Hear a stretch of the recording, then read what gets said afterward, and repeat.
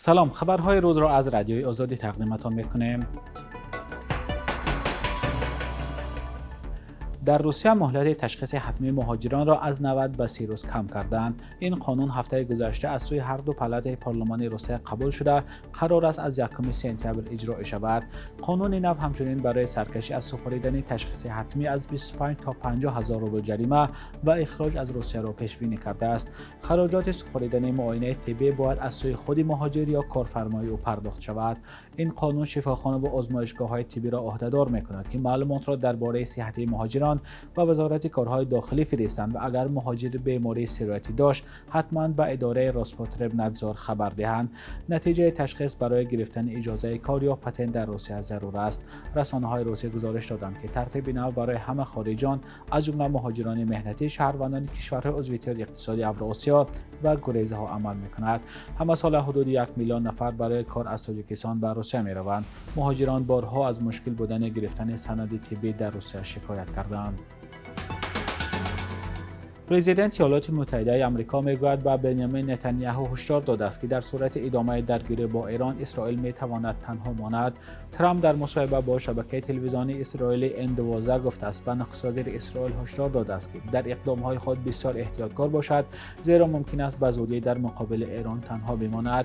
به گفته رئیس جمهوری آمریکا در گفتگوی تلفنی 7 ایون او از نتانیاهو خواسته است که به حمله‌های موشکی ایران پاسخ ندهد، اما به گفته ترامپ اسرائیل معلومات نو را خیلی دیر و در زمان به واشنگتن فرستاد که جنگنده‌های اسرائیلی در راه به سوی ایران بودند. با این وجود رئیس جمهوری آمریکا میگوید که به او میسر شد که مقیاس حمله را محدودتر کند. پرزیدنت ایالات متحده همچنین گفت که صبح 8 ایون نمایندگان ایران توسط میانه‌روها وعده دادند که حمله ها به اسرائیل را قطع میکنند و از واشنگتن خواستند به رهبریت اسرائیل تاثیر رساند. شب 7 ایون سپاه پاسداران ایران در واکنش به حمله های اسرائیل به شهر بیروت لبنان و جنوب اسرائیل حمله های موشکی انجام داد. ارتش اسرائیل در پاسخ به چندین نقطه در ایران ضربه زد. در ترکیش یک نقطه فروش سوزشواری در ازبکستان 6 نفر هلاک شده، 5 کسی دیگر مجروح شدند. حادثه بعد از ظهر 8 ایون در ناحیه قرشی رخ داده است. به اطلاع وزارت حالات فوق‌العاده ازبکستان، در پی ترکیش نقطه فروش سوزشواری آتش گرفت. در این حادثه همچنین 4 اتومبیل و 2 ظرف زیری زمینی نگهداری سوزشواری نابود شدند. مقامات ازبکستان گفتند که یک کمیسیون با رهبری معاون نخست وزیر سبب‌های سر زدن حادثه و ضرر رسیده را تحقیق دارند. سوختار و ترکش در نقطه‌های فروش سوزشواری قبلا در تاجیکستان هم بارها رخ داده است. رعایت نکردن قاعده‌های بی‌خطری و رسش ناقل برقی از سبب‌های رخ دادن چنین حادثه‌ها گفته می‌شود. معاون رئیس کمیته المپی تاجیکستان گفته است جوانان از نمودهای عنعنوی ورزش دور می‌شوند و بیشتر به نمودهای ورزش پرهیجان روی می‌آورند.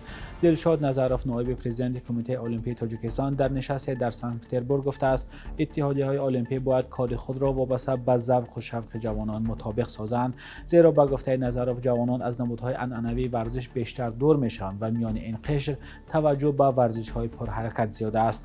اشاره دلشاد نظروف ظاهراً به نماد محاربه‌های آمیخته است که سالهای اخیر توجه به آن میان جوانان تاجیک زیاد شده است.